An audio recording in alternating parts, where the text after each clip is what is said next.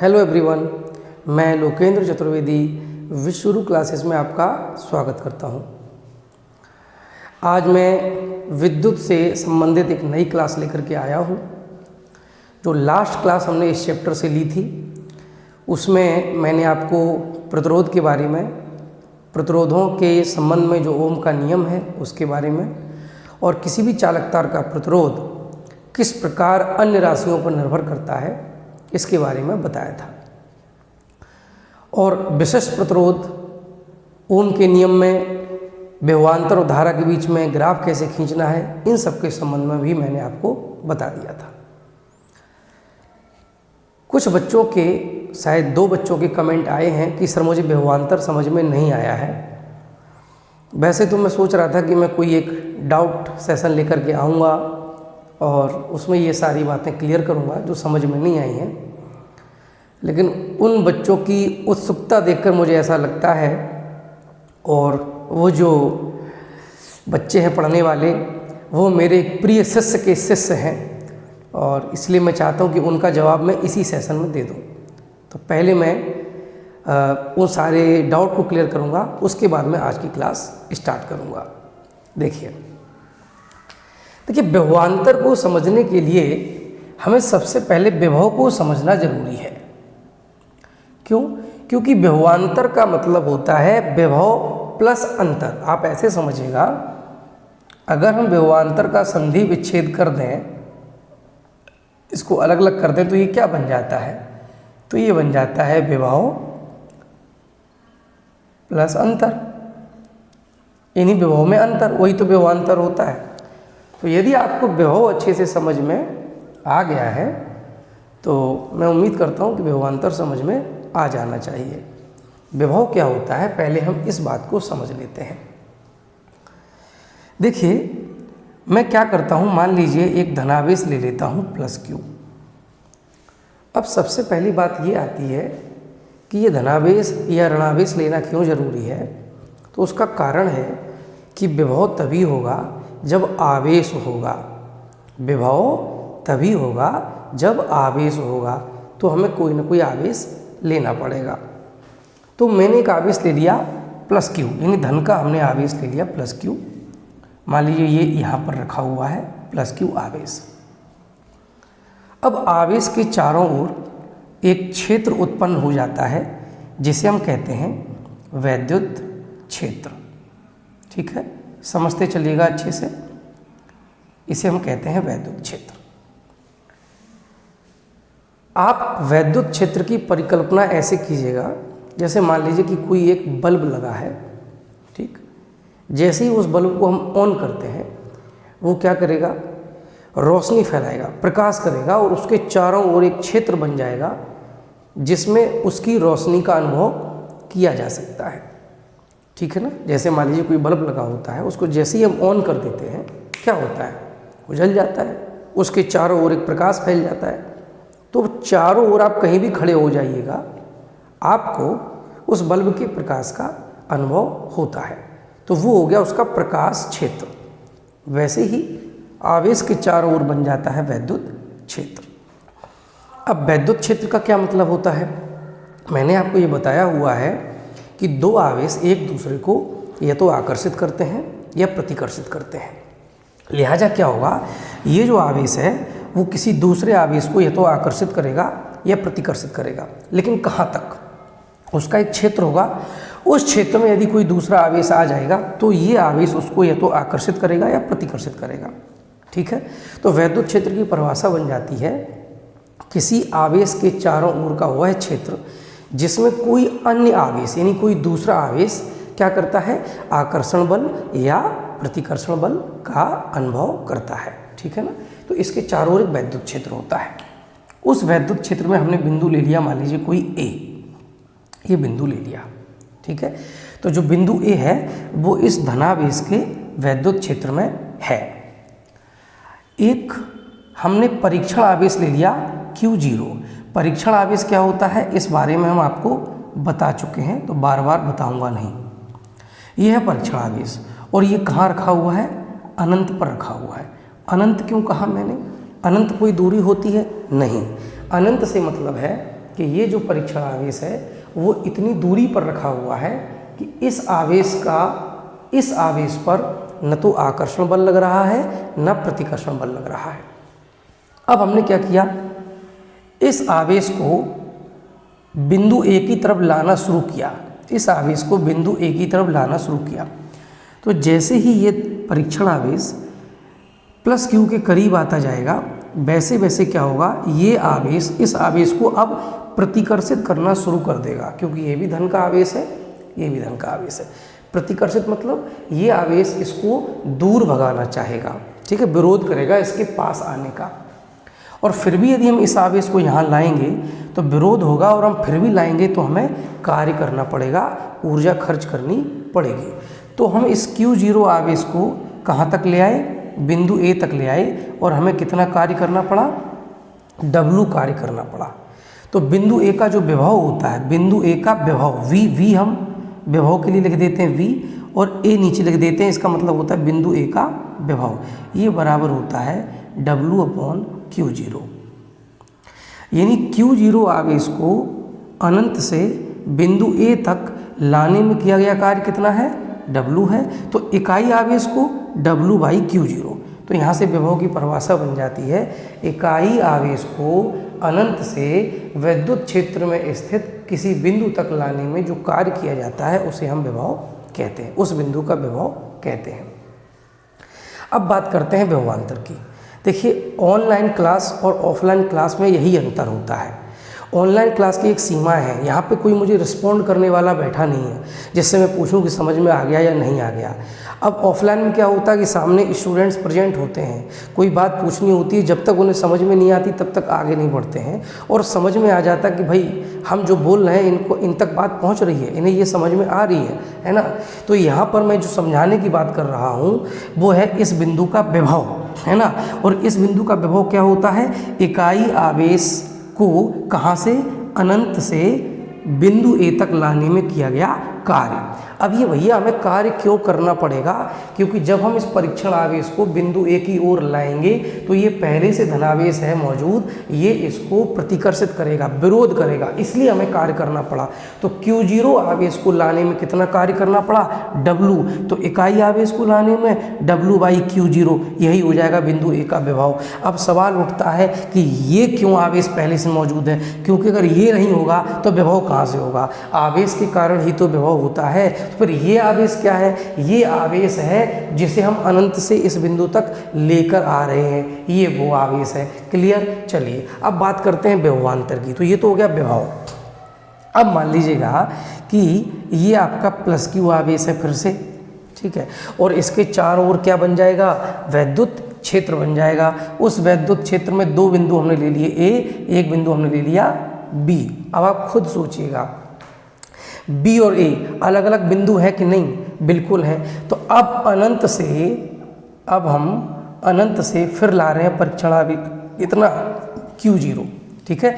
फिर से हम अनंत पे Q0 आवेश को रख रहे हैं, और यहाँ से हम इसको लेके आ रहे हैं कहाँ तक, बिंदु A तक और बिंदु B तक, अलग अलग।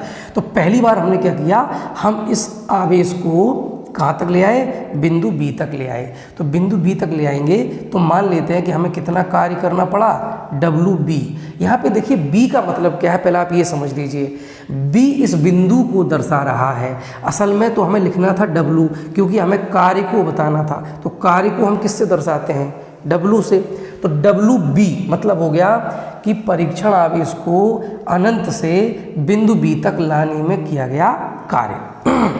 अब बात करते हैं, ऐसे ही हम इसको अगर हम A तक लाएंगे तो हमें कितना कार्य करना पड़ेगा, WA, ठीक है ना।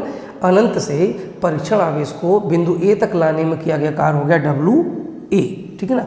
अब आप खुद सोचिए कि अगर हम इसको Q0 को B तक ले आएंगे तो हमें कार्य करना पड़ा WB, A तक ले आएंगे तो कार्य करना पड़ा WA। तो इनमें से ज़्यादा कौन होगा, देखिए हम इस आवेश को जितना करीब लेते आएंगे इस आवेश के, मेरा विरोध उतना ज़्यादा होगा।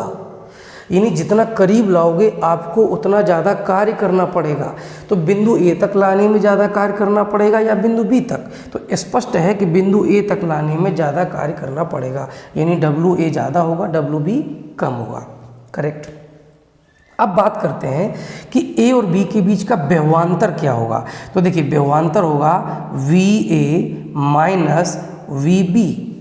बिंदु ए के विभव में से हम बिंदु बी का विभव घटा देंगे तो हमें बिंदु ए और बिंदु बी के बीच का व्यवहांतर मिल जाएगा, यानी इनका अंतर मिल जाएगा V A minus V B. तो इसको हमने लिख दिया था वी ए बी। अब बच्चा कंफ्यूज हो गया, कह रहा सर जी ये गुणा कैसे कर दिया? बेटा ये ए बी कुछ नहीं है, ये ए बी सिर्फ हमें ये बता रहा है कि ए व बी के बीच, ए बी हमें क्या बता रहा है? ए व बी के बीच। यहाँ पे वी ए बी का मतलब V A into V B थोड़ी ना है भाई। यहाँ पे ए बी क्या बता रहा है हमें? मेन काम तो वी का है, वी है व्यवहांतर, ए बी हमें बता रहा है ए व बी के बीच, ए व बी के बीच व्यवहांतर कितना होगा? ए के विभव में से हम बी के विभव को हटा देंगे, तो यहाँ से वी ए बी हमारा कितना आ जाएगा? V A minus V B. और वी ए होगा क्या? वी ए होगा, यहाँ देखिए क्या होगा, डब्लू बाई क्यू जीरो, यानी बिंदु ए तक लाने में किया गया कार्य बाई क्यू जीरो। तो बिंदु ए तक लाने में किया गया कार्य कितना है? W A. तो W A by Q zero minus W B by Q zero. अब नीचे तो क्यू जीरो है तो ये हो जाएगा W A minus W B by Q zero. अब देखो डब्लू ए क्या है? बिंदु ए तक परीक्षण आवेश को लाने में किया गया कार्य। डब्लू बी क्या है? बिंदु बी तक परीक्षण आवेश को लाने में किया गया कार्य। इनका ये क्या है? अंतर, यानी बिंदु बी से बिंदु ए तक लाने में किया गया कार्य ये है। तो इसको हम लिख देते हैं डब्लू ए बी।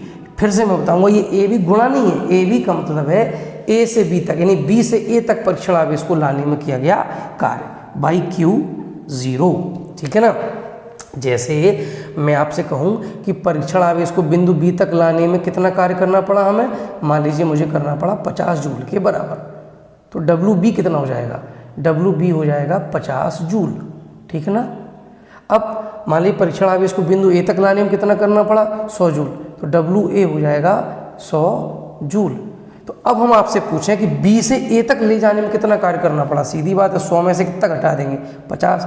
तो डब्लू ए बी जो होगा वो हो जाएगा 100 माइनस 50, यानी कि 50 जूल।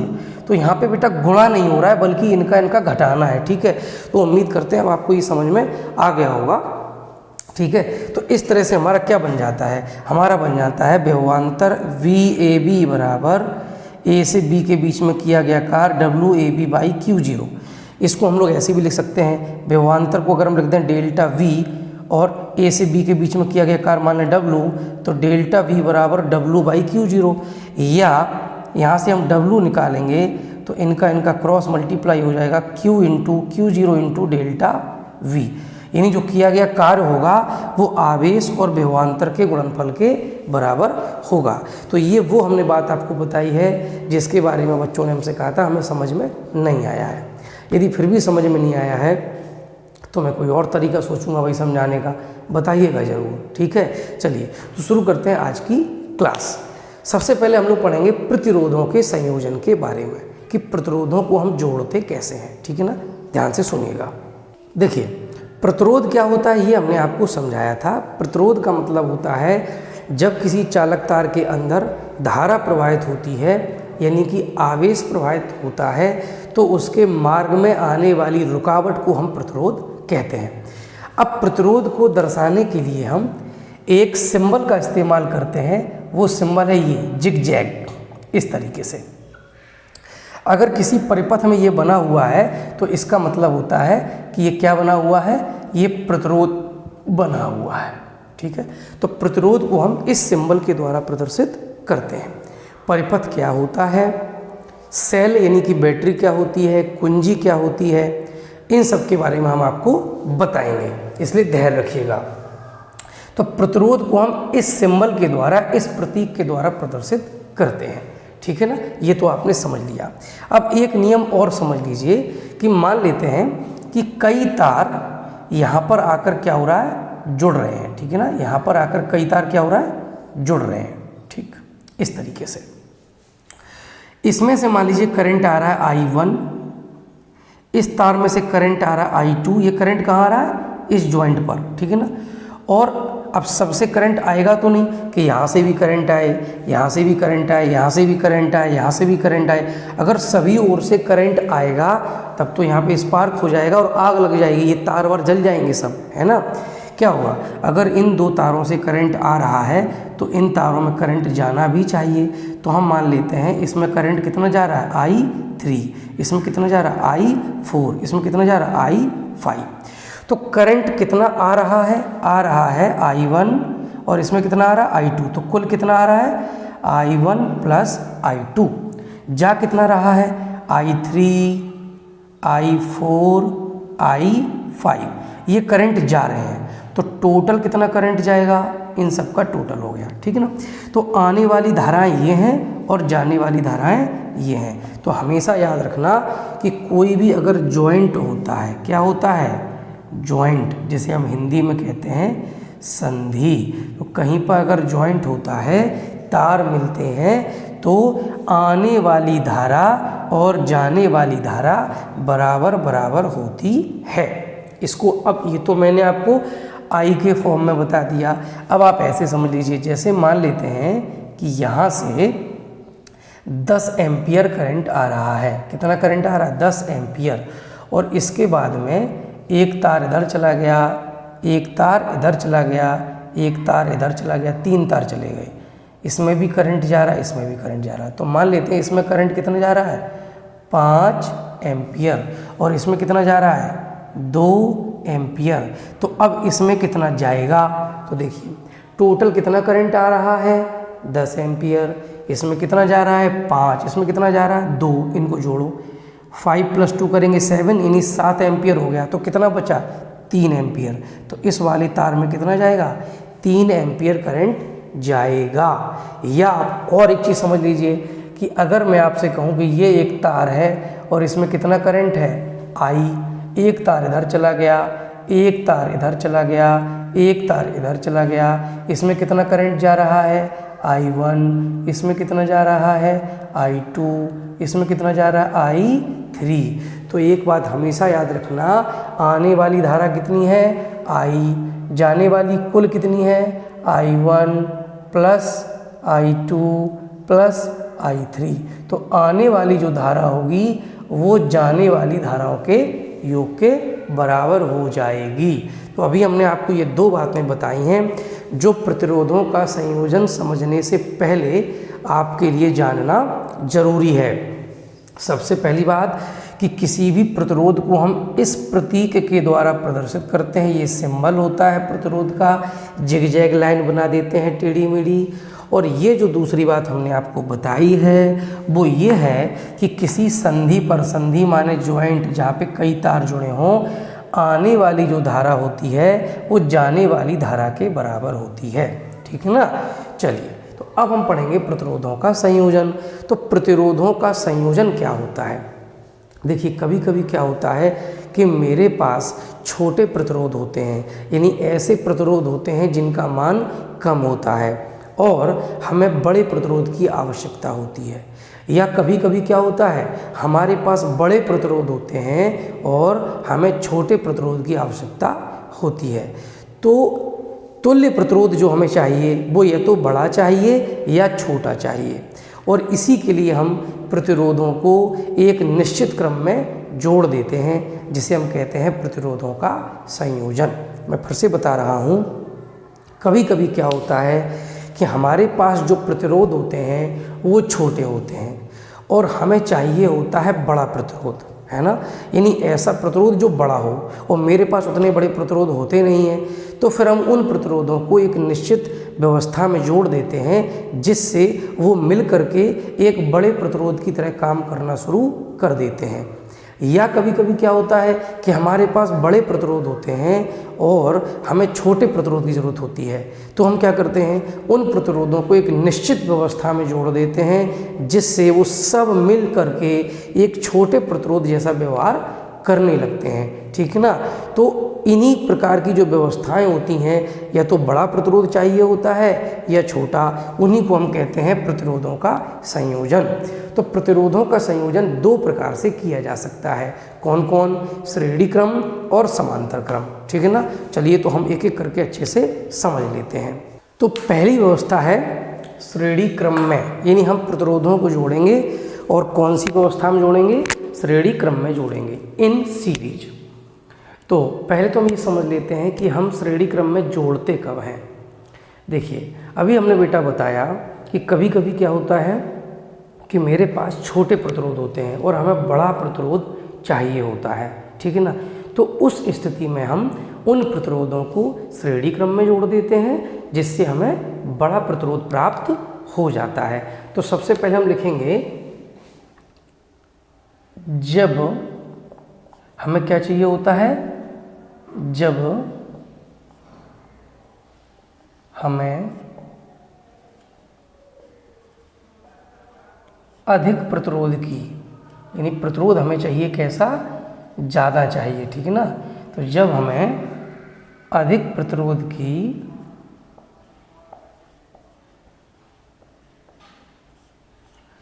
आवश्यकता होती है, जब हमें अधिक प्रतिरोध की आवश्यकता होती है, तो प्रतिरोध जो हमारे पास होंगे छोटे छोटे, उन्हें हम क्या करेंगे? तो प्रतिरोधों को श्रेणी क्रम में जोड़ा जाता है, श्रेणी क्रम में जोड़ा जाता है, ठीक है। तो श्रेणी क्रम में कब जोड़ा जाता है? जब हमें अधिक प्रतिरोध की आवश्यकता होती है, तो प्रतिरोधों को श्रेणी क्रम में जोड़ा जाता है। अब श्रेणी क्रम बनता कैसे है? तो देखिएगा, जैसे मान लेते हैं हमारे पास 3 प्रतिरोध हैं। एक प्रतिरोध ये है, ठीक है, और एक प्रतिरोध हमारे पास ये है,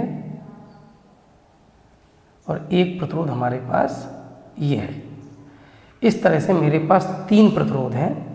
पहला प्रतिरोध है मान लीजिए कितना? R1, दूसरा है R2, तीसरा है R3। तो जब हम इन्हें श्रेणी क्रम में जोड़ते हैं तो कैसे जोड़ते हैं? देखिए, प्रतिरोध जो होता है हमने आपको बताया कि उसका ये सिंबल होता है इस तरह से जिगजैग लाइन, और ये कोई काउंटिंग नहीं होती है कि 5 बार बनाए कि 7 बार बनाए, ठीक है। 5, 7, 8 इससे कोई फर्क नहीं पड़ता। तो देखिए इसमें कितने सिरे हैं? 2 सिरे हैं। एक तो ये सिरा हो गया, ये हो गया आपका पहला सिरा, ये हो गया दूसरा सिरा। तो श्रेणी क्रम में हम क्या करते हैं? प्रतिरोधों को, जो सिरा होता है उसका, प्रतिरोधों का, उस सिरे से सिरा जोड़ते चले जाते हैं।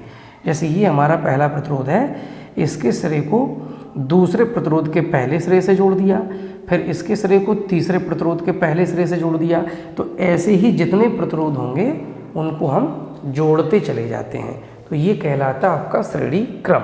और ऐसे हम जोड़ते कब हैं? जब हमें अधिक प्रतिरोध की आवश्यकता होती है। अब इन प्रतिरोधों का क्या काम है? इनमें क्या बहानी है हमें? धारा, करंट। तो धारा हमें कब मिलेगी? जब हम इन प्रतिरोधों को जोड़ेंगे एक बैटरी से। तो यहाँ पे हम लगा देंगे बेटा एक बैटरी। क्या लगा देंगे? बैटरी। एक हमने लगा दी कुंजी, ठीक है। इस तरह से ही हमारा परिपथ बन के हो गया तैयार, कुंजी, ठीक है, कुंजी। और ये क्या है? ये हमारी बैटरी, ठीक। देखिए बेटा, यहाँ पे आप सोच सकते हैं कि सर ये बताइए आपने ये इस तरह से क्यों बना दिया है। तो मैं आपको इसके बारे में थोड़ी सी नॉलेज अभी दे दूँ। बाद बाकी सेल क्या होता है, बैटरी कैसे बनती है, कुंजी क्या होती है, ये सब हम आपको विस्तार से बताएंगे, ठीक है ना। तो देखिए, कोई भी सेल होती है बेटा, सेल का काम होता है, सेल का जो कार्य होता है वो होता है धारा प्रदान करना, यानी धारा को प्रवाहित करना, धारा को प्रवाहित करना। यानी किसी भी सर्किट में अगर आपको करंट चाहिए तो हमें पहले सेल लगानी पड़ेगी, यानी कि बैटरी लगानी पड़ेगी, ठीक है ना। तो सेल का कार्य होता है धारा प्रवाहित करना। अब सेल में क्या होता है? सेल में 2 छड़ें होती हैं। हम आपको विस्तार से बताएंगे बाद में, पहले समझ लीजिए। सेल में 2 छड़ें होती हैं। एक छड़ जो होती है उस पर धनावेश होता है और इस छड़ को हम कहते हैं एनोड, ANODE, एनोड, ठीक है ना। और एक छड़ ऋणावेशित होती है, इसे हम कहते हैं कैथोड, कैथोड, ठीक है ना, कैथोड, CATHODE, कैथोड। तो इस तरह से, और ये दोनों जो छड़ होती हैं वो एक घोल के अंदर पड़ी रहती हैं। किसके अंदर? घोल के अंदर पड़ी रहती हैं। इसमें भरा होता है अंदर एक घोल। तो वो हम आपको विस्तार से बताएंगे कि कैसा घोल होता है और उसका क्या काम होता है। फिलहाल आप इतना समझ लीजिए कि जो सेल होती है उसमें एक घोल भरा होता है, ठीक है, और इसमें 2 छड़ होती हैं। एक छड़ जो होती है वो एनोड का काम करती है और एक छड़ कैथोड का काम करती है। अब हमें कोई परिपथ बनाना है, तो परिपथ में हम ये बैटरी तो बनाएंगे नहीं, सीधे सीधे सेल तो बनाएंगे नहीं, इसका कोई ना कोई एक सिंबल बनाते हैं, प्रतीक बनाते हैं। तो जो सेल का सिंबल होता है उसमें हम क्या करते हैं, चूँकि 2 छड़ें होती हैं तो एक को हम बड़ी लंबी बनाते हैं और एक को हम छोटी बनाते हैं। जो छोटी वाली होती है वो थोड़ी सी मोटी होती है, छोटी वाली थोड़ी सी मोटी बनाते हैं और लंबी वाली पतली बनाते हैं। ये सिंबल है, प्रतीक है, और इस पे हम लिख देते हैं प्लस, यानी ये जो लंबी प्लेट हमने बनाई है ये किसको दर्शा रही है, एनोड को, और इस पे हम लिख देते हैं माइनस। तो ये जो छोटी प्लेट है वो किसको दर्शा रही है, कैथोड को। तो ये जो सिंबल होता है वो एक सेल का सिंबल होता है, ठीक है ना। तो एक सिरा जो परिपथ का होगा वो ऋण प्लेट से जुड़ जाएगा और एक सिरा हमारा धन प्लेट से जुड़ जाएगा। लेकिन सेल द्वारा जो हमें धारा मिलती है वो बहुत कम होती है। तो कभी कभी क्या होता है, हमें अधिक धारा की आवश्यकता होती है, तो फिर हम क्या करते हैं, कई सेल एक साथ जोड़ लेते हैं और उसी को हम कहते हैं बैटरी, ठीक है ना। तो बैटरी क्या है, बैटरी मतलब होता है कई सेलों का संयोजन। जब कई सेलें एक साथ जोड़ी जाती हैं तो वही कहलाती है बैटरी। और ऐसा हम करते क्यों हैं, ऐसा हम इसलिए करते हैं जिससे कि हमें ज़्यादा धारा मिल सके, ठीक है ना। तो यहाँ पर ये जो बड़ी बड़ी प्लेटें हैं, ये छोटी छोटी प्लेटें थोड़ी सी मोटी होती हैं, थोड़ी सी मोटी बनाते हैं ऐसे। अब ये क्या है, कैथोड है, ये एनोड है। तो जब हम कई सेलों को जोड़ते हैं तो कैसे जोड़ते हैं, एक सेल की जो कैथोड होगी उसको दूसरी सेल की एनोड से जोड़ देंगे, फिर दूसरी सेल की कैथोड को तीसरी के एनोड से जोड़ देंगे। ऐसे हम जोड़ते चले जाते हैं और हमें मिल जाती है बैटरी, ठीक है ना। तो इस तरह से ये बैटरी हो गई। ये कैथोड है, ये एनोड है, किसका, बैटरी का, करेक्ट। यानी यहाँ पे इलेक्ट्रॉनों की क्या है, कमी है, और यहाँ पे इलेक्ट्रॉनों की अधिकता है। ये है कुंजी। कुंजी का काम क्या होता है, के मतलब की, कुंजी। कुंजी माने बटन, स्विच। जैसे हमारे घरों में बिजली की फिटिंग होती है तो हम क्या करते हैं, हर एक पॉइंट के लिए एक स्विच लगवाते हैं। जैसे हमें बल्ब ऑन करना है तो स्विच दबा दिया, ऑन, ऊपर कर दिया, ऑफ। तो वैसे ये कुंजी होती है। इसका काम होता है कि इस परिपथ में धारा बहेगी तो कुंजी को हम बंद कर देंगे, और जब हमें धारा बंद करनी होगी तो कुंजी को हम खोल देंगे, ठीक है ना। तो इस तरह से ये परिपथ बन जाता है। फिलहाल ये बीच में ये चिन्ह लगा है, ऐसे डॉट बना है, तो इसका मतलब होता है कि कुंजी बंद है। इस तरह से अगर बना हो तो इसका मतलब होता है कुंजी कैसी है, खुली है, खुली कुंजी है, यानी अभी धारा नहीं बहेगी। और अगर इसी में ऐसे बना हो तो इसका मतलब होता है कुंजी कैसी है, बंद है, ठीक है, बंद कुंजी। तो यहाँ पर आप देख सकते हैं कि परिपथ में एक बंद कुंजी लगी है, बैटरी लगी है। तो अब क्या होगा, इसमें धारा प्रवाहित होगी। धारा मतलब मुक्त इलेक्ट्रॉन गति करेंगे। मुक्त इलेक्ट्रॉन कहाँ जाएंगे, जहाँ इलेक्ट्रॉनों की कमी है वहाँ जाएंगे। कहाँ से जाएंगे, जहाँ इलेक्ट्रॉनों की अधिकता है। तो यहाँ पे ज़्यादा है, यहाँ पे कम है, तो क्या होगा, इलेक्ट्रॉन सारे यहाँ पे आ रहे होंगे और यहाँ से जा रहे होंगे। तो इलेक्ट्रॉन कहाँ जाएंगे, कैथोड से जाएंगे और इन प्रतिरोधों से होते हुए एनोड पर आएंगे।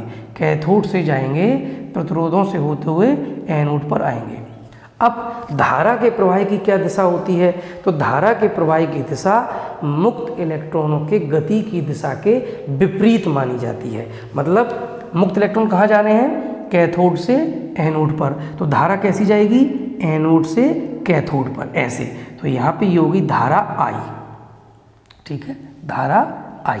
इसकी दिशा क्या होगी? फिर से देखिए, ऐसे एनोड से जाएगी और प्रतिरोधों से होते हुए ये फिर से कैथोड पर आ जाएगी। एनोड से जाएगी, कैथोड पर आ जाएगी। कितनी धारा बह रही है? I, correct. चलिए, अब हम लोग एक चीज़ पढ़ चुके हैं कि किसी भी चालक तार में तब तक धारा प्रवाहित नहीं होती है जब तक कि उसके सिरों के बीच क्या ना लगा हो? विभवांतर ना लगा हो। तो हमने मान लिया ये चालक तार है और इसके सिरों के बीच कितना विभवांतर है? V। तो जैसे विभवांतर होगा इसमें क्या बहेगी? धारा बहेगी। मान लेते हैं कितनी? I। धारा कितनी बहेगी? I। अगर इस चालक तार का प्रतिरोध R है तो प्रतिरोध की परिभाषा से हमने आपको बताया था R बराबर होता है V/I, या हम यहीं से कह सकते हैं V बराबर I इंटू R। V बराबर I इंटू R, यानी विभवांतर बराबर होता है धारा और प्रतिरोध का गुणनफल। अब यहाँ देखिए आप, ये I जो धारा है वो पहले प्रतिरोध में बह रही है। तो पहले प्रतिरोध के सिरों के बीच मान लेते हैं कितना विभवांतर है? V1। ठीक, देखिए विभवांतर किसके बराबर होगा? धारा और प्रतिरोध के गुणनफल के। तो देखिए इसके सिरों के बीच जो विभवांतर होगा वो किसके गुणनफल के बराबर होगा? धारा मतलब I और प्रतिरोध R1। तो V1 बराबर हो जाएगा I इंटू R1। ऐसे ही जो दूसरा प्रतिरोध है इसके सिरों के बीच विभवांतर मान लेते हैं कितना है? V2। कितना है? V2। तो V2 किसके बराबर होगा? V2 बराबर हो जाएगा I इंटू R2। ऐसे ही जो तीसरा प्रतिरोध हमारा है उसका विभवांतर कितना मान लेंगे? V3। तो V3 बराबर हो जाएगा I इंटू R3, ठीक है ना। तो V1 बराबर I इंटू R1, V2 बराबर I इंटू R2 और V3 बराबर I इंटू R3, ठीक है।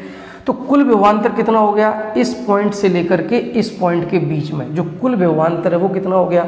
वो हो जाएगा इन तीनों विभवांतरों के योग के बराबर। कुल विभवांतर कितना हो जाएगा? इन तीनों विभवांतरों के योग के बराबर। तो कुल विभवांतर अगर हम V मान लें तो कुल विभवांतर V बराबर हो जाएगा, कुल विभवांतर V बराबर हो जाएगा V1 plus V2 plus V3, ठीक है। अब हमें पता ये करना है कि भैया हमने इन तीनों को श्रेणी क्रम में जोड़ तो दिया, R1 R2 R3 को हमने श्रेणी क्रम में जोड़ तो दिया, लेकिन अब हमें प्रतिरोध मिलेगा कितना? यानी ये तीनों मिलकर के कितने प्रतिरोध के बराबर काम करेंगे? तो ध्यान से सुनेगा। उसके लिए क्या करेंगे? पहले इसको थोड़ा मिटा देते हैं। तो मान लेते हैं कि ये तीनों प्रतिरोध मिल करके इस R प्रतिरोध के बराबर व्यवहार कर रहे हैं। तो ये R कहलाता है इन तीनों का तुल्य प्रतिरोध। तुल्य प्रतिरोध से मतलब होता है वह प्रतिरोध जो अकेला उन सभी प्रतिरोधों जैसा व्यवहार करता है। यानी ये तीनों मिलकर के जैसा व्यवहार करेंगे वैसा ये प्रतिरोध अकेले व्यवहार करेगा। अब देखिए तीनों में मिलकर के क्या हुआ है। इसमें धारा कितनी बह रही है? I। तो इसमें भी धारा कितनी बहेगी? I। इन तीनों का विभवांतर कुल कितना है? कुल है V। V किसके बराबर है? V1 plus V2 plus V3 के बराबर। तो इसका अकेले विभवांतर कितना है? V। तो फिर से देखिए प्रतिरोध की परिभाषा से अगर हम देखें तो विभवांतर V बराबर किसके होगा? V बराबर धारा कितनी है? I और प्रतिरोध कितना है? R। तो V बराबर होगा I R। ये हो गया समीकरण नंबर 2 और ये हो गया समीकरण नंबर 1। समीकरण नंबर 1। तो यहाँ पर आप देख सकते हैं, बल्कि इसमें थोड़ा हम और लिख सकते हैं। V1 V2 V3 इनकी वैल्यू हमें पता है। V1 की वैल्यू कितनी है? I into R1 plus I into R2 plus I into R3।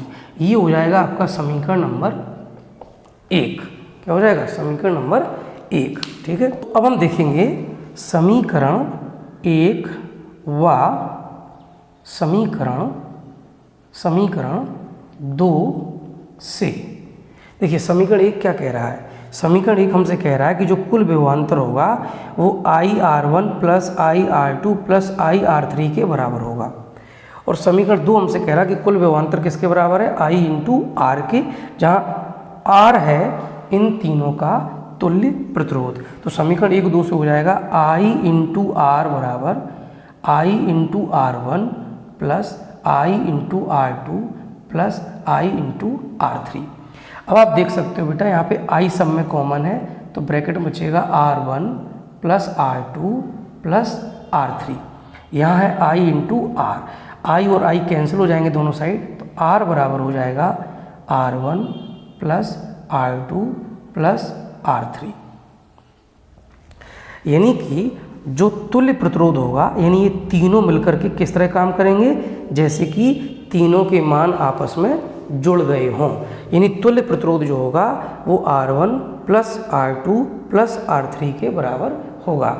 इसीलिए मैंने आपको बताया है कि जब हमें अधिक प्रतिरोध की आवश्यकता होती है तो प्रतिरोधों को श्रेणी क्रम में, प्रतिरोधों का श्रेणी क्रम नहीं, प्रतिरोधों को श्रेणी क्रम में जोड़ा जाता है। ठीक है ना।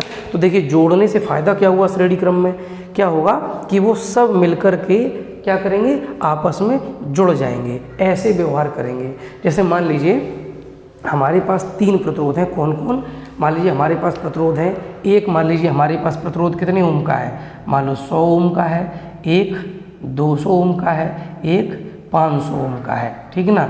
अगर हम तीनों को श्रेणी क्रम में जोड़ देंगे तो ये तीनों मिलकर के कितने हो जाएंगे, जुड़ जाएंगे, यानी कितने हो जाएंगे 800 ओम के बराबर। तो हम देख सकते हो कि हमारे पास जो प्रतिरोध थे वो कम मान के थे और हमने इनको आपस में श्रेणी क्रम में जोड़ लिया तो ये 800 ओम का प्रतिरोध बन जाएगा। यानी तीनों प्रतिरोध मिलकर के 800 ओम के प्रतिरोध जैसा व्यवहार करना शुरू कर देंगे। तो बेटा हमने आपको बहुत अच्छे से समझाने की कोशिश की है। एक बार मैं फिर से दोनों पूरी बात बता देता हूँ। सेल बैटरी कुंजी क्या होती है इसके बारे में विस्तार से बाद में बताऊँगा। अभी हम शुरू में बस केवल इतना बता दे रहे हैं कि प्रतिरोधों को जोड़ा क्यों जाता है, क्यों, क्योंकि हमें कभी कभी अधिक या कम प्रतिरोध की आवश्यकता होती है। 2 प्रकार से जोड़ा जा सकता है, श्रेणी क्रम में और समांतर क्रम में।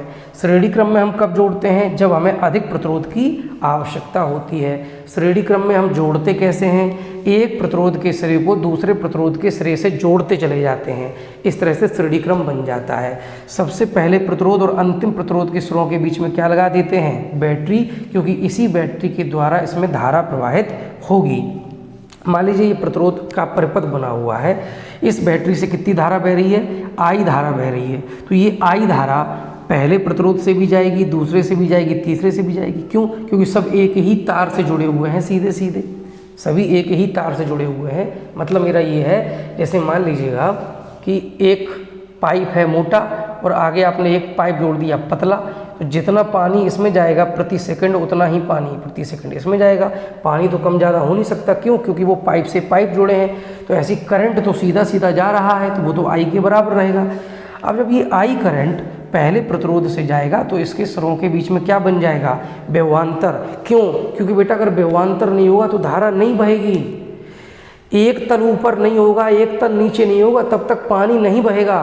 तो ऐसे ही जब तक विभव अलग अलग नहीं होंगे, एक का विभव ज़्यादा एक का विभव कम, तब तक धारा नहीं बह सकती।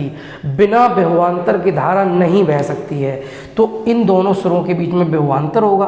कितना होगा, प्रतिरोध की परिभाषा से हमें पता है कि जो प्रतिरोध होता है R वो V/I के बराबर होता है।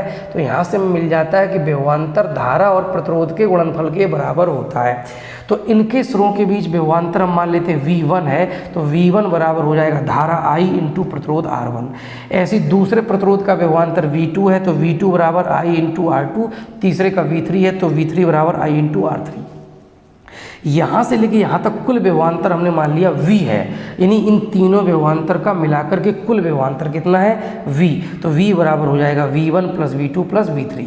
ठीक है ना। तो V1 V2 V3 की वैल्यू रख दो, तो V बराबर I R1 plus I R2 plus I R3 समीकरण नंबर 1 बन जाएगा।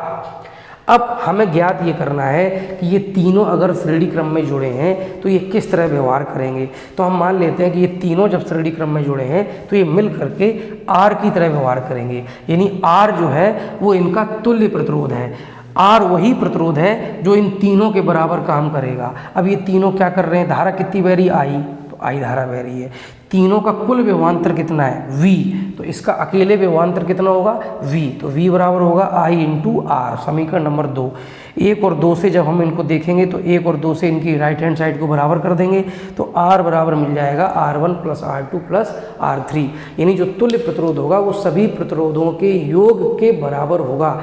सब प्रतिरोधों को जोड़ दोगे, उनका जो योगफल आएगा वो तुल्य प्रतिरोध के बराबर होगा। क्लियर बात। अब एक बात और तुम्हारे दिमाग में आएगी, बच्चों के हमें पता है ज़रूर क्या कि सर इनको आपने जोड़ के दिया, B1 B2 B3 को जोड़ क्यों दिया। तो देखिए जैसे मान लेते हैं कि ये एक आपका बिंदु है और इनके बीच में ये पहला प्रतिरोध जुड़ा हुआ है, ठीक है, फिर ये बिंदु हो गया, फिर ये दूसरा प्रतिरोध जुड़ा हुआ है, फिर ये तीसरा बिंदु हो गया, फिर से ये तीसरा प्रतिरोध जुड़ा हुआ है। ध्यान से समझना, ठीक। और इसमें क्या हो रहा है, धारा प्रवाहित हो रही है I के बराबर। ये धारा लगातार इधर की ओर बह रही है ऐसे। तो ये कब बहेगी, धारा हमेशा उच्च विभव से निम्न विभव की ओर बहती है। यानी जैसे ये अलग अलग बिंदु मान लें A, B, C और D, तो A से B के बीच में धारा तभी बहेगी जब A का विभव ज़्यादा होगा और B का विभव कम होगा। चलिए तो मान लेते हैं कि A का विभव कितना है 20 वोल्ट है और B का विभव कितना है 15 वोल्ट है। अब बताओ A से B की ओर धारा बहेगी, इसका जवाब है हाँ। क्यों, क्योंकि A का विभव उच्च है और B का विभव कम है, तो ये उच्च विभव से निम्न विभव की ओर धारा बहेगी। ठीक है, अब B से C के बीच में धारा कब बहेगी, जब B का विभव उच्च होगा और C का विभव निम्न होगा। तो C का विभव हमने मान लिया मालूम कितना है, तो 12 वोल्ट है। अब धारा बहेगी इनके बीच में, जवाब फिर से है हाँ। क्यों, क्योंकि B का विभव ज़्यादा है और C का विभव कम है। अब C से D के बीच में धारा कब बहेगी, जब D का विभव कम होगा C का ज़्यादा होगा। तो मान लो इसका विभव है 10 वोल्ट, अब बहेगी। तो आप सोचेगा कि लगातार क्या हो रहा है, इनके बीच में विभवांतर कितने वोल्ट का है, 20 और 15 में अंतर कितने का है, 5 वोल्ट का। इनके बीच में 15-12 में 3 वोल्ट का, और C से D के बीच में कितने का, 2 वोल्ट का। अब आप देखो, अगर हम कहें कि A और D के बीच में कितने का विभवांतर, तो देखो A का विभव कितना है 20, D का 10, कितने का अंतर हुआ भैया, अंतर हो गया 10 वोल्ट का। ठीक, जरा इनको जोड़ो, 5, 3, 8, 2, 10, यानी जो कुल विभवांतर होगा वो इन सभी विभवांतरों के योग के बराबर होगा। और इसीलिए मैंने जो कुल विभवांतर V है वो V1 plus V2 plus V3 के बराबर लिखा हुआ है। तो ये हो गया आपका श्रेणी क्रम। अब श्रेणी क्रम में देख रहे हो, सभी प्रतिरोधों में बहने वाली धारा कैसी होती, समान। पहले प्रतिरोध में I धारा होगी तो दूसरे में भी I धारा होगी, तीसरे में भी I धारा होगी, करेक्ट। लेकिन विभवांतर सभी प्रतिरोधों के कैसे होते हैं, अलग अलग होते हैं। तो ये हम लिखे दे रहे हैं।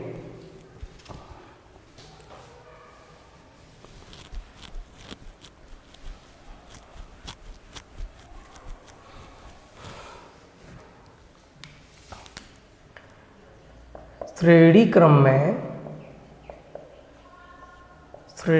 में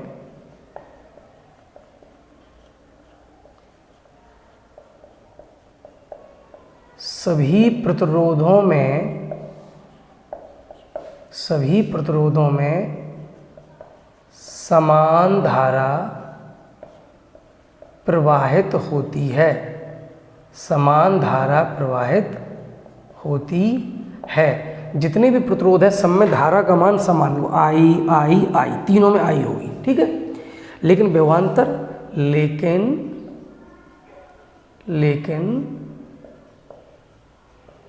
सभी प्रतिरोधों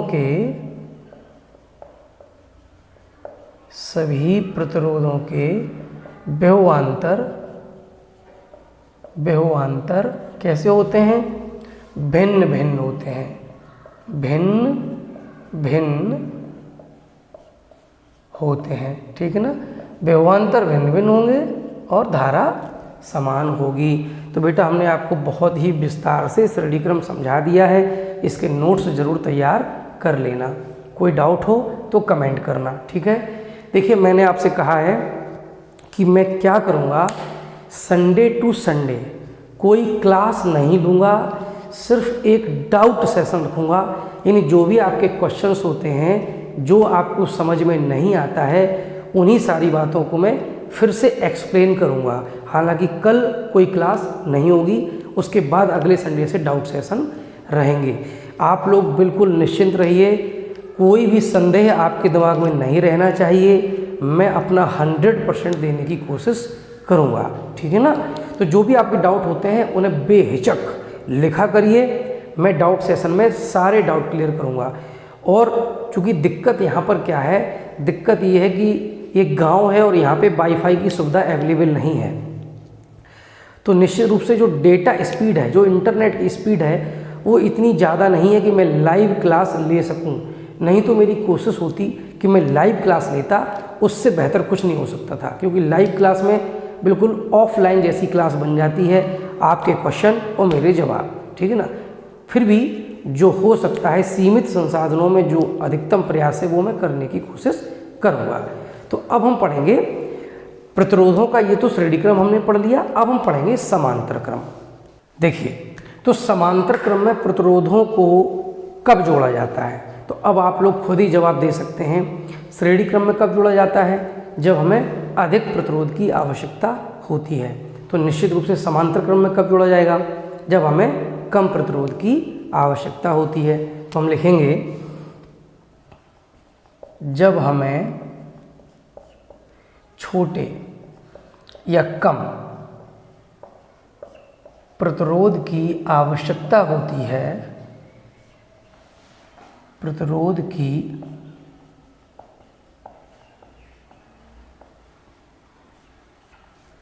आवश्यकता होती है,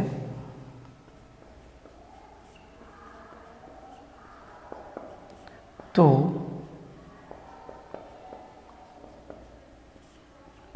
प्रतिरोधों को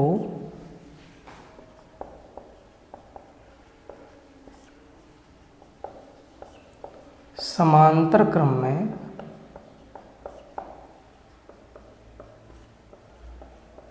जोड़ा जाता है, ठीक है। अब समांतर क्रम में जोड़ते कैसे हैं, तो देखिए श्रेणी क्रम में क्या हो रहा था, प्रतिरोध के जो सिरे होते थे उनको आपस में जोड़ते चले जाते थे। समांतर क्रम में क्या होता है, जैसे मान लीजिए हमारे पास ये एक प्रतिरोध है आपका R1, एक ये प्रतिरोध है R2, एक ये प्रतिरोध है R3। तो हम क्या करेंगे, पहले प्रतिरोध, देखिए ये टेढ़े से मत जाना, ये जॉइंट, ये क्या है, ये तार है भाई। तार को तो हम कैसे भी मोड़ सकते हैं ना, ऐसे तार है। तो हमने क्या किया, जो पहले प्रतिरोध का पहला सिरा है, दूसरे का पहला सिरा और तीसरे का पहला सिरा, तीनों को एक ही पॉइंट से जोड़ दिया। और तीनों प्रतिरोधों को जो दूसरा सिरा है उसको भी हमने एक ही पॉइंट से जोड़ दिया। इसमें सिरे से सिरे नहीं जोड़ रहे हैं, इसमें क्या हो रहा है, सभी प्रतिरोधों के पहले सिरे एक बिंदु से और दूसरे सिरे दूसरे बिंदु से जुड़ गए। और इन बिंदुओं के बीच में हमने क्या लगा दी, बैटरी, ठीक है। तो ये हमने लगा दी, और एक और सेल बना देते हैं, बैटरी लगा दी, ये लगा दी हमने एक कुंजी, ठीक। तो ये हो गया आपकी एनोड, और ये जो छोटी प्लेट होती है क्या होती है, कैथोड। ये हो गई कैथोड और ये होगी बैटरी। कुंजी बंद है तो इसमें क्या होगा, धारा बहेगी कहाँ से, एनोड से कैथोड की ओर। तो मान लेते हैं कितनी धारा बह रही है, I, ठीक है। इसमें कितनी धारा बह रही, I। अब आप ध्यान से देखिए, जैसे ही I धारा इस पॉइंट पे पहुंचेगी, यहाँ से कितने तार गए हैं, 3, तो तीनों तारों में ये धारा बढ़ जाएगी। तो मान लेते हैं कि पहले तार में कितनी धारा गई है, I1, दूसरे में I2, तीसरे में I3, ठीक है ना। इसको थोड़ा और बड़ा लिख देते हैं, I2 और तीसरे में I3। तो तीनों तारों में धारा बढ़ जाएगी। तो पहले प्रतिरोध में कितनी धारा गई, I1, दूसरे में I2 और तीसरे में I3, ये धाराएं बढ़ गई। अभी हमने आपको बताया है कि किसी भी जॉइंट पर जितनी धारा आती है उतनी ही जाती है, यानी जो I होगा वो I1 plus I2 plus I3 के बराबर होगा। अब देखिए यहाँ पे हो क्या रहा है, 3 प्रतिरोध है, तीनों प्रतिरोध का पहला सिरा एक ही पॉइंट से जुड़ा है और दूसरा सिरा भी एक ही पॉइंट से जुड़ा है। तो इन दोनों पॉइंट के बीच जो विभवांतर होगा वो निश्चित होगा। तो मान लेते हैं वो कितना है, V है। इन दोनों पॉइंट के बीच, दो बिंदुओं के बीच जो विभवांतर होगा वो तो निश्चित होगा। तो हमने मान लिया कि इस और इस बिंदु के बीच का विभवांतर V है। तो पहले प्रतिरोध के लिए भी विभवांतर V होगा, दूसरे प्रतिरोध का विभवांतर भी V होगा और तीसरे प्रतिरोध का विभवांतर भी V होगा। कैसे होगा फिर से देखिए, मान लीजिए मैं कहता हूँ कि ये बिंदु है A और इसका विभव है, मान लीजिए मैं कहता हूँ 20 वोल्ट। कितना है? 20 वोल्ट। और ये बिंदु है B और इसका विभव मान लेते हैं कि 10 वोल्ट है। कितना है? 10 वोल्ट। तो इनका जो कुल विभवांतर है, यानी यहाँ से यहाँ तक का अंतर है, वो हो गया 10 वोल्ट के बराबर। ठीक। अब अगर हम क्या करें, इनके बीच में एक प्रतिरोध जोड़ दें। ठीक है, इनके बीच में प्रतिरोध जोड़ दें। तो आप ध्यान से देखिएगा, ये जो हमने प्रतिरोध जोड़ा मान लो R1, तो इसका पहला सिरा किससे जोड़ा है? A से। तो इस सिरे का विभवांतर होगा 20, विभव होगा 20 वोल्ट सॉरी, और इस सिरे का विभव होगा 10 वोल्ट। तो विभवांतर कितना हो जाएगा? 10 वोल्ट के बराबर। अब ऐसे ही हमने ये दूसरा प्रतिरोध जोड़ दिया, इसका भी पहला सिरा पॉइंट A से जुड़ा है, तो इसका विभव 20 वोल्ट है, और दूसरा इससे जुड़ा है तो इसका विभव 10 वोल्ट है। तो विभवांतर फिर से 10 वोल्ट हो गया। अगर हम एक और प्रतिरोध जोड़ दें तो सेम इसके लिए देखिए, इसका भी पहला सिरा 20 वोल्ट पे है और दूसरा सिरा 10 वोल्ट पे, तो विभवांतर 10 वोल्ट। यानी समांतर क्रम में क्या होगा, आप कितने भी प्रतिरोध जोड़ लीजिए, सबका विभवांतर कैसा होगा? समान होगा। तो विभवांतर सबके लिए V होगा, धारा बढ़ जाएगी और प्रतिरोध अलग अलग हैं ही। प्रतिरोध की परिभाषा से अगर हम देखें, प्रतिरोध की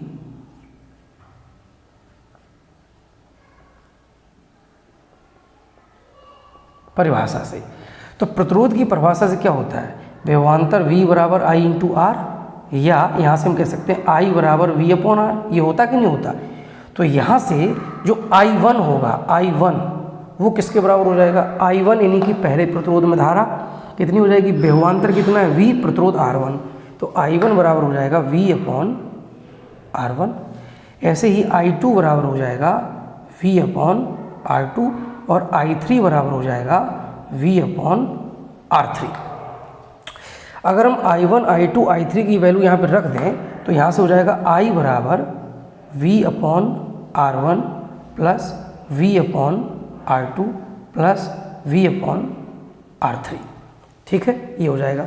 अब आप देखिए सब में V है ऊपर, तो हम V को कॉमन ले सकते हैं, तो ये हो जाएगा 1 upon R1 plus 1 upon R2 plus 1 upon R3। इसको हमने समीकरण नंबर मान लिया 1। ये हो गया I का मान।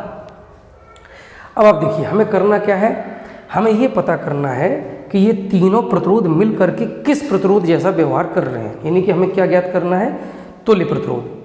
ठीक है, तो हम मान लेते हैं कि ये तीनों प्रतिरोध मिल करके अकेले R के जैसा व्यवहार कर रहे हैं। तो R क्या हो गया? इन तीनों का तुल्य प्रतिरोध हो गया। तो R में जो विभवांतर होगा वो अभी भी कितना होगा? V के बराबर। भाई इन तीनों का विभवांतर कुल कितना? V तो है, तो इसका अकेले विभवांतर V रहेगा। ठीक है, धारा तीनों में मिलाकर के कितनी बह रही है? I। तो इसमें अकेले धारा कितनी बहेगी? I। ये लग गई बैटरी कुंजी और इसमें धारा बह रही I। तो तुल्य प्रतिरोध के हिसाब से देखेंगे तो I बराबर हो जाएगा V अपॉन R। तो ये हो गया समीकरण नंबर हमारा 2। अब समीकरण 1 और 2 को ध्यान से देखिए, लेफ्ट साइड बराबर है तो राइट साइड ही बराबर होंगे। तो समीकरण 1 व समीकरण 2 से क्या हो जाएगा? V अपॉन R बराबर V 1 upon R1 plus 1 upon R2 plus 1 upon R3। V से V क्या हो जाएगा? कैंसिल हो जाएगा। तो यहाँ से हमें मिल जाएगा 1 अपॉन R बराबर 1 upon R1 plus 1 upon R2 plus 1 upon R3। तो ये जो फॉर्मूला है वो हमें कब यूज करना है? जब प्रतिरोधों को हमने समांतर क्रम में जोड़ा हुआ है। तो समांतर क्रम में जोड़ने से क्या होगा? जो प्रतिरोधों में धारा होगी वो अलग अलग होगी, जबकि श्रेणी क्रम में धारा कैसी थी? सभी प्रतिरोधों में समान थी। श्रेणी क्रम में विभवांतर अलग अलग था, लेकिन समांतर क्रम में विभवांतर कैसा होगा?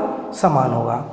अभी हमने एक बात लिखी है कि जब हमें छोटे प्रतिरोध की आवश्यकता होती है तो हम ये भी चेक कर लेते हैं कि क्या वास्तव में इनसे हमें छोटा प्रतिरोध मिलता है। तो देखिए, मान लेते हैं कि हमारे पास 2 प्रतिरोध है। एक प्रतिरोध हमारे पास है 10 ओम का, तो ये R1 हो गया आपका 10 ओम, और एक प्रतिरोध हमारे पास मान लीजिए 100 ओम का। ठीक है, तो R2 हो गया 100 ओम। और हमें क्या करना है? एक छोटा प्रतिरोध चाहिए जिसका मान 10 ओम से भी कम हो, 10 ओम से भी कम हो। तो हम इन्हें समांतर क्रम में जोड़ देते हैं। समांतर क्रम में जोड़ेंगे तो 1/r बराबर हो जाएगा 1/r1 यानी कि 10 प्लस 1/r2 यानी कि 100। तो इनका एलसीएम लेंगे तो ये 100 आ जाएगा और ऊपर हो जाएगा 101। तो जब r की वैल्यू निकालेंगे तो हो जाएगी 100 डिवाइडेड बाई 101।